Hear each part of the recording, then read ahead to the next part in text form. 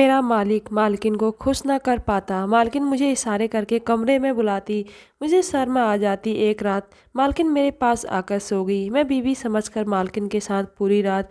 मेरी मालकिन बहुत खूबसूरत और कम उम्र लड़की जैसी थी। शुरू शुरू में तो मुझे बहुत शर्म आती थी और वो कोई बात भी ना करती थी। मैं भी नज़रें झुकाकर काम से काम रखता था और मालकिन से ज़्यादा बोलता भी ना था। मालकिन भी मुझसे दूर दूर रहती थी, लेकिन पता नहीं मालकिन को क्या हुआ। एक रात मालकिन ने मुझे कमरे में बुलाया और कहने लगी, आज मेरी तबीयत सही नहीं लग रही है।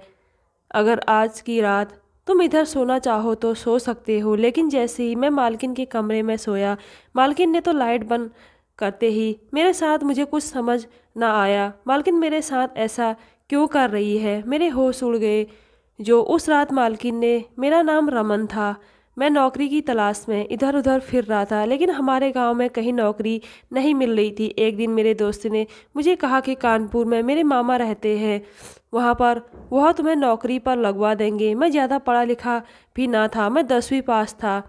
मुझे नौकरी की तलाश थी। मैं अपने दोस्त के मामा के घर गया। उनके मामा ने मेरी एक घर में नौकरी लगवा दी। जब मैं उस घर में गया तो मालिक ने मुझे कुछ नहीं पूछा। उसने मुझे एक कागज़ दिया और कहा, इस एड्रेस पर चले जाओ। जो एड्रेस मुझे मालिक ने दिया था वह किसी डॉक्टर का था और कहने लगा कि यह डॉक्टर मेरा दोस्त है, वह तुम्हारे कुछ टेस्ट कर देगा और वह टेस्ट ठीक निकले तो मैं तुम्हें नौकरी दूंगा, वरना नहीं। मालिक की बात सुनकर मैं हैरान रह गया। मालिक मेरे कैसे टेस्ट कर रहे थे? मुझे घबराहट होने लगी। यह कैसी नौकरी थी जो टेस्ट ठीक निकलने पर मुझे मिल जाएगी? मैं बहुत परेशान होने लगा, पर क्या कर सकता था। इस वक्त मुझे नौकरी की ज़रूरत थी, इसलिए मैं मालिक के दिए एड्रेस पर चला गया। डॉक्टर ने मेरे कुछ टेस्ट लिए और कुछ देर बाद रिपोर्ट आई तो वह मुझे दे दी गई। मैंने घर आकर वह रिपोर्ट मालिक को दिखाई तो वह बड़े अजीब अंदाज में मुस्कुराने लगे और कहने लगे, बहुत बढ़िया, देखने में तुम बहुत ही अच्छे हो, शक्ल भी तुम्हारी ठीक है, रिपोर्ट भी सही है, तो तुम्हारी नौकरी पक्की। ठीक है, तुम कल से काम पर आ जाओ। मुझे यकीन नहीं आ रहा था इतने बड़े आदमी ने इतनी आसानी से मुझे नौकरी पर रख लिया था, वह भी रिपोर्ट के सही आने पर। मैं बार बार इन्हीं सोचों में रहता था। पता नहीं रिपोर्ट में क्या था। रिपोर्ट इंग्लिश में लिखी हुई थी और मुझ जैसे 10वीं पास इंसान के लिए यह चीज़ समझना आसान नहीं था। घर आकर यह बात मैंने अपनी बीवी से कही तो वह कहने लगी, आप तो फालतू में इतना सोचते हो कि अमीर लोग चंचल होते हैं। यह अमीर लोग बड़े अच्छे होते हैं कि हम जैसे गरीबों को नौकरी पर रखने से पहले टेस्ट करवा लेना चाहते हैं कि हमें कोई बड़ी बीमारी तो नहीं होने लगी है, कि नौकरों की कहीं यह बीमारी उनको ना लग जाए। मेरी बीवी की बात भी ठीक थी, इसलिए मैं बेफिक्र हो गया था। मुझे नौकरी चाहिए थी जो मुझे आसानी से मिल गई थी। अगले दिन से मैं काम पर लग गया। मेरी मालकिन बहुत खूबसूरत औरत थी। मैं जब उसे पहली बार देखा तो मैंने दिल में सोचा कि काश यह मेरी बीवी होती, मगर मैं उसका मामूली सा नौकर था। रुपये पैसों की कमी ना थी। ऐसे में मालकिन ने मुझे लेकर बाजारों में फिरती रहती थी, क्योंकि उसकी कोई औलाद ना थी। पता नहीं खराबी मालिक में थी फिर या मालकिन में, लेकिन दोनों के बीच कभी कोई लड़ाई झगड़ा नहीं हुआ था। दोनों प्यार मोहब्बत से रहते थे। इन मालकिन का पुराना नौकर घर आया तो मुझे मुबारकबाद देकर कहने लगा, तुम टेस्ट में कामयाब हो गए हो, लेकिन याद रखना मालिक बड़ी जल्दी नौकर बदल लेता है। यह सुनकर मैं घबरा गया और सोचने लगा कि इतनी जल्दी नौकर बदलने के पीछे क्या वजह हो सकती थी। पुराने नौकर ने तो मुझे डरा ही दिया था। मैं बार बार यही सोच रहा था, अगर मुझे भी मालिक ने नौकरी से निकाल दिया तो मेरा क्या होगा। बहुत मुश्किल से तो मुझे यह नौकरी मिली थी, अब अगर यह भी हाथ से चली गई तो। इसलिए मैं मालिक और मालकिन को हर तरह से खुश करने की कोशिश करता था। मेरा मालिक ज़्यादा वक्त घर से बाहर रहता था, इसलिए मैं मालकिन के काम ही करता था। मालकिन को पूरे तरीके से बोतल में उतारना चाहता था और यही हुआ। मालकिन मुझ पर बहुत मेहरबान थी। एक दिन उसने मुझे अपने कमरे में बुलाया और कहा, तुम जवान आदमी हो, साफ सफाई का ख्याल रखा करो। मुझे नौकर भी ऐसा पसंद है जो मालिक की तरह सज संवर कर रहे। यह कहकर मालकिन ने मुझे कई नोट पकड़ा दिए और कहा, यह सैलरी के अलावा पैसे हैं, इसे सिर्फ खुद पर खर्च करना।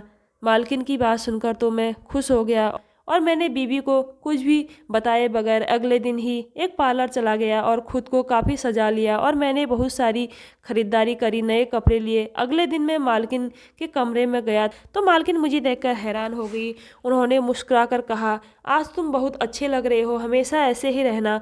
अपनी तारीफ किसको अच्छी नहीं लगती, इसलिए मैं शर्मा गया। मेरी शादी को 5 साल हुए थे, मगर मेरी बीबी मालकिन की तरह खूबसूरत ना थी और ना ही उसकी तरह फैशन करती थी, इसलिए मैं भी उसकी तरफ से लापरवाह हो गया था। बीबी पति के लिए सजे तो पति को भी अच्छा लगता है, मगर बीबी में ऐसी कोई बात नहीं थी। शादी के दूसरे साल हमारा एक बेटा हुआ था, लेकिन 3-4 महीने बाद उसे तेज बुखार हुआ और वह मर गया। तब से मेरी बीबी उसके गम में हर वक्त रोती रहती थी, मगर मैं मर्द था, मेरी कुछ ज़रूरत थी। मैं चाहता था कि हमारा एक और बच्चा हो, मगर मेरी बीबी डर गई थी। बच्चों के नाम पर वह चीखने चिल्लाने लगी थी। उसे लगता कि हमारे सारे बच्चे ही 3-4 महीने के बाद मर जाएंगे, इसलिए वह मेरे पास भी नहीं भटकती थी, मुझसे दूर दूर रहती थी। इसलिए अपनी मालकिन को देखकर मेरी नीयत खराब होने लगी थी। लेकिन मालकिन कभी कभार मुझसे ऐसी बातें करती थी। शायद मालकिन मालिक से बहुत प्यार करती थी। पुराने नौकर ने बताया था कि उनकी शादी को 10 साल हो चुके थे, कोई औलाद नहीं थी, मगर दोनों हंसी खुशी रह रहे थे। मालिक अपने कारोबार में बिजी रहते थे, तो मालकिन को फैशन करने और पार्टियों पर जाने से वक्त नहीं मिलता। मगर इसके बावजूद मैं देख रहा था कि मालकिन मुझसे थोड़ी बहुत खुश हो रही थी। शायद मैं उन्हें अच्छा लगने लगा था। मैं मालकिन के साथ प्यार के सपने देखने लगा। अक्सर फिल्म और ड्रामा में खूबसूरत मालकिन को अपने गरीब नौकर से प्यार ही हो जाता है। इसी तरह मैं भी अपने दिल में अंदर ही अंदर ख्वाब सजाए जा रहा था और मालकिन से प्यार करने लगा था। और मैं दिन रात बस यही ख्वाब देखता, यही सोचता रहता था कि मालकिन मेरे पास आए और कहे कि मैं भी तुमसे प्यार करने लगी हूँ। एक रात मैं सो रहा था, जैसे ही मैंने करवट ली तो मुझे नींद में ऐसा लगा जैसे बिस्तर में मेरे साथ मेरी बीवी नहीं बल्कि मालकिन हो। यह जिसमें बिल्कुल मालकिन के जिस्म की तरह खुशबू और भरा भरा था। मेरी मालकिन भरे हुए जिस्म की थी। मेरी बीवी ने तो अपने बेटे के गम में खुद को हड्डियों का ढांचा बना लिया था, लेकिन मालकिन मुझ जैसे गरीब नौकर के बिस्तर पर कैसे हो सकती थी। यह ख्याल आने में मैं शर्मिंदा हो गया और उसे अपना वहम समझ लिया। लेकिन जो भी था, आजकल मालकिन मेरी तरफ देखकर धीरे से मुस्कुरा देती थी। वह बार बार मुझे अपने कमरे में किसी न किसी काम से बुला लेती थी, मुझे अपने सामने से हटने ना देती थी, मुझे देखकर बिना वजह मुस्कुराती रहती थी। पता नहीं यह मुस्कुराहट किस लिए थी, लेकिन मैंने मालकिन से कुछ भी नहीं पूछा, क्योंकि मैं नौकर था और मुझे इस नौकरी की ज़रूरत थी। इसलिए मैं भी अभी चुप ही रहा था। मालकिन जिस काम के लिए मुझे कमरे में बुलाती थी, मैं फौरन वह कर देता, ताकि मालकिन को कोई शिकायत का मौका ना मिले और मालकिन मालिक से मेरी तारीफ करती और मुझे इस नौकरी से ना निकाले। मैं पूरी ईमानदारी से अपना काम कर रहा था। फिर एक दिन मालकिन की तबीयत अचानक खराब हो गई। मैं मालकिन को अस्पताल लेकर गया और मालिक को कॉल करके बता दिया। पता नहीं उसके बाद क्या हुआ। मालिक मालकिन अस्पताल से बाहर निकले तो बड़े मुस्कुरा रहे थे। अगले दिन मुझे नौकरानी ने बताया कि मालकिन पेट से है। इस दिन मालिक ने हम सबको मिठाई खिलाई और पैसे दिए। यह देखकर मैं खुश हो गया, मगर यह मेरी आखिरी खुशी थी। इस दिन के बाद मालकिन ने मुझे आंख उठाकर ना देखा। मैं जिधर से गुजरता मालकिन नीचे नज़र कर लेती थी, जैसे पता नहीं उन्होंने क्या गलत कर दिया हो।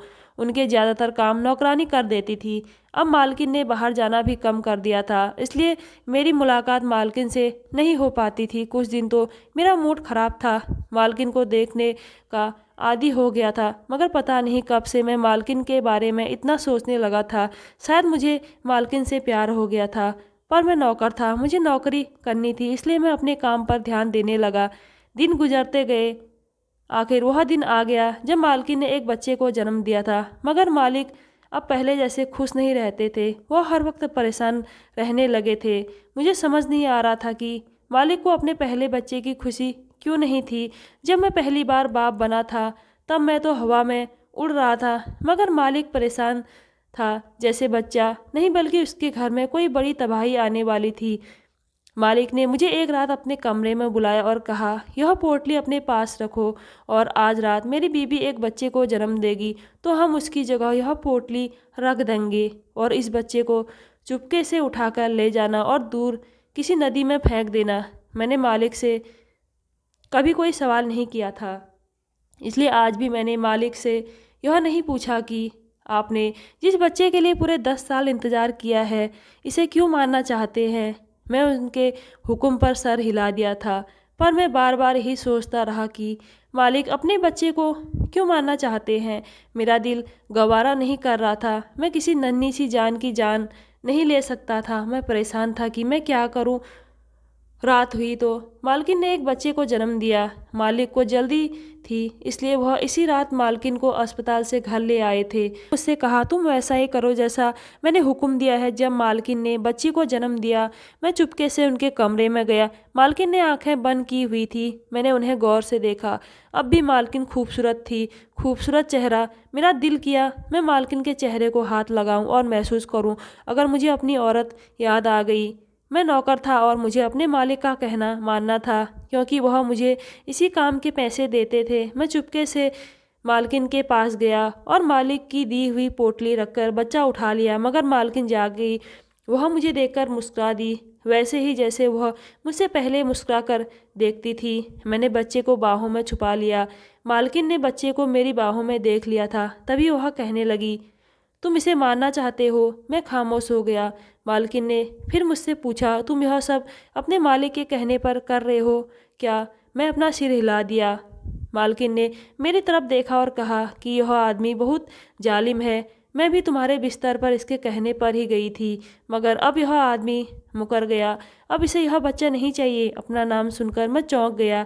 मेरे बिस्तर में, और आज मेरी हैरानी देखकर मालकिन ने कहा, तुम्हारा मालिक इस बच्चे को इसलिए मारना चाहता है क्योंकि वह इस बच्चे का बाप नहीं है। लेकिन तुम क्यों मारना चाहते हो? तुम तो इस बच्चे के बाप हो। यह सुनकर मैं हक्का बक्का रह गया। मैं मामूली सा नौकर इस बच्चे का बाप कैसे हो सकता था? मैंने मालकिन से कहा, आप झूठ बोल रही हो। आप अपने बच्चे को बचाना चाहती हो, इसलिए आपने मुझे इस बच्चे का बाप बना दिया ताकि मैं इसे जिंदा छोड़ दूं। मैं मामूली सा नौकर हूँ, मैंने तो आपको कभी छुआ तक नहीं। यह सुनकर मालकिन हंसने लगी और इस नियत से कहने लगी, यह बच्चा नहर में मत फेंकना, क्योंकि इस बच्चे का बाप तुम्हारा मालिक नहीं बल्कि तुम हो, क्योंकि तुमने मुझे कभी नहीं छुआ, मगर मैं कई रातों तक तुम्हारी बीवी बनकर तुम्हारे घर में रह चुकी हूँ। यह सुनकर मैं चौंक गया कि माजरा क्या था। क्या यह मेरा ख्वाब नहीं था? जब मुझे बिस्तर में यूं लगता था जैसे मेरे साथ मेरी बीवी नहीं बल्कि मालकिन थी। मैं सोफे पर बैठ गया। मेरे पास यकीन करने के सिवा कोई रास्ता नहीं था, लेकिन मैं हैरान था, इतनी खूबसूरत मालकिन को मेरे साथ यह सब करने की क्या ज़रूरत थी। यही बात मैंने मालकिन से पूछी तो वह कहने लगी, मैं खूबसूरत थी, मगर मैंने गरीब घर में जन्म लिया था। मैं तुम्हारे मालिक के ऑफिस में मामूली सी एम्प्लॉय थी, इसलिए मुझे अमीर होने की ख्वाहिश थी। जब तुम्हारे मालिक ने मेरे लिए रिश्ता भेजा तो मैंने फ़ौरन हाँ कर दी, क्योंकि मैं जल्द से जल्द अमीर होना चाहती थी।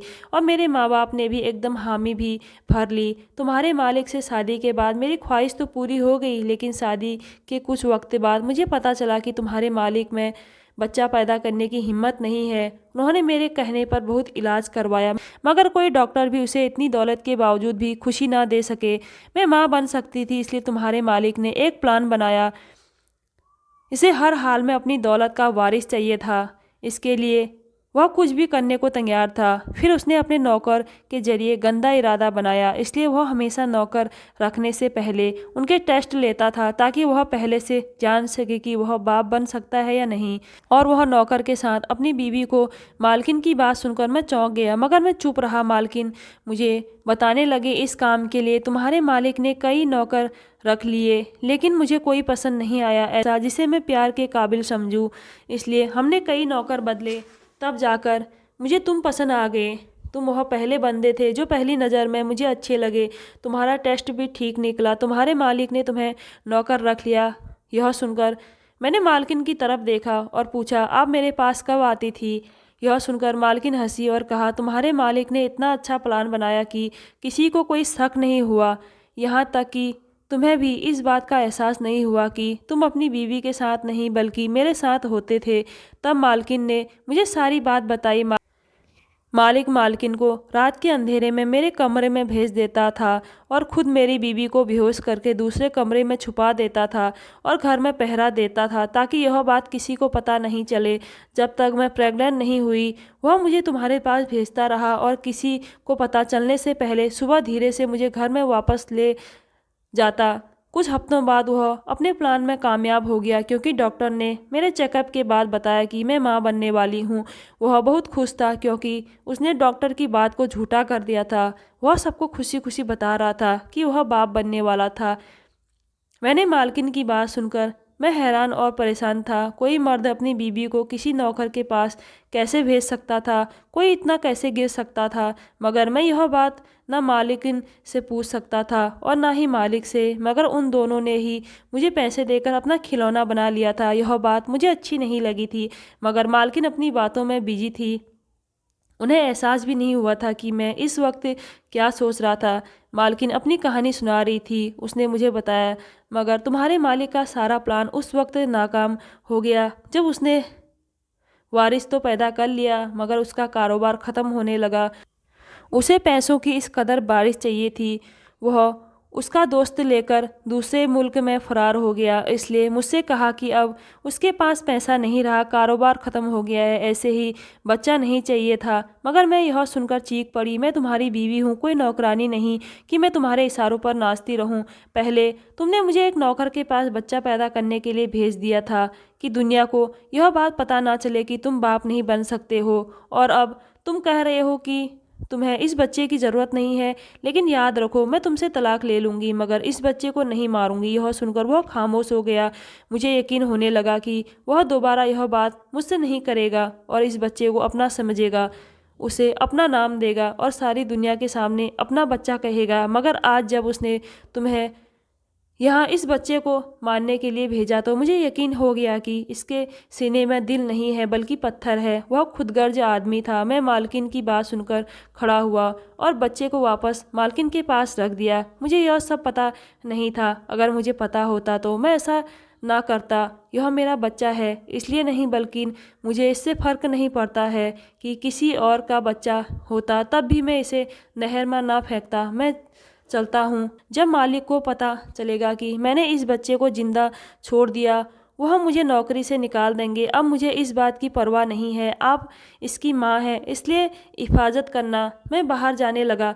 मालकिन ने मुझे रोक लिया और कहा, यह तुम्हारा भी बच्चा है, तुम इसके बाप हो, इसलिए इसकी हिफाजत तुम पर भी बराबर है। यह सुनकर मैं मुस्कुराया और कहा कि यह बच्चा मेरा है तो आप भी मेरी बीवी हो, क्या अभी मेरी पनाह में आओगे? यह सुनकर मालकिन मुस्कुराने लगी और उसने कहा, दौलत के लालच में मुझे अंधेरे में धकेल दिया था, इसलिए मैंने एक बुरे आदमी से शादी कर ली थी जिसने अपनी बीवी को अपनी इज्जत बचाने के लिए अपने नौकर के पास भेजा। और जब मैंने उसकी इज्जत रख ली, मगर उसने मेरे बच्चे की जान लेनी चाहिए और कहा कि यह बच्चा मनहूस है। इसके आने से उसका कारोबार डूब गया और सारा पैसा ख़त्म होने लगा, इसलिए उसको हमारा बच्चा मनहूस लगने लगा। इसलिए उसने अपने बच्चे को नहर में फेंकने का इरादा बना लिया।